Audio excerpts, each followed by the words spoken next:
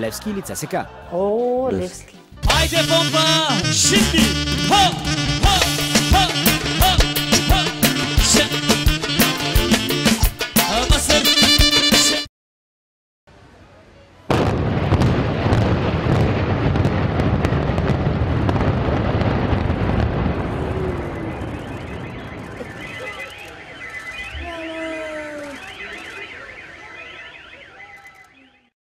За мен успех ще бъдат 20 победи.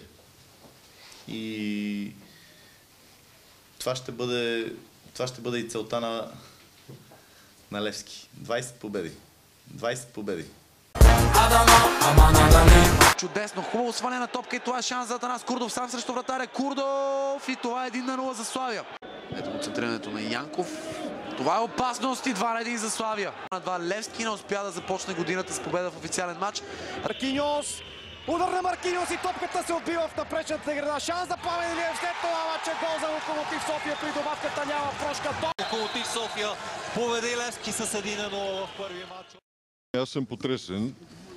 След Лудогорец най-финансово обезпечение първи отбор. Очевидно бардака не може да продължава по този начин. Ако така играят и срещу ЦСКА, не е добре да ги разпусна. Сигнал на рефера.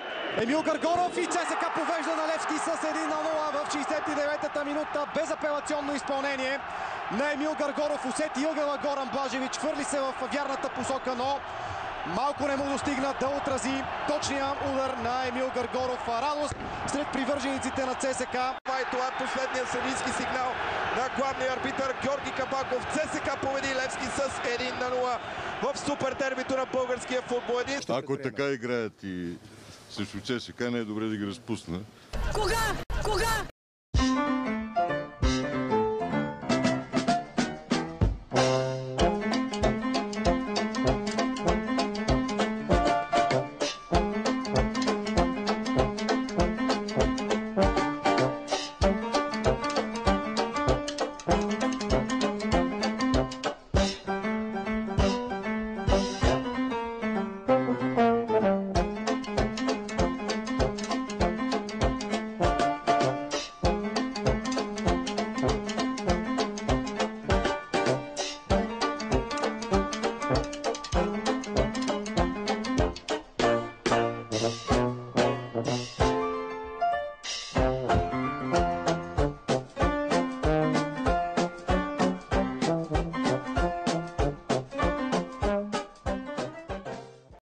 Защото знам, Левски ще им се падне иртиш и се прибират тръгват като аслани и се прибират като насрани. Всеки път е така с тях.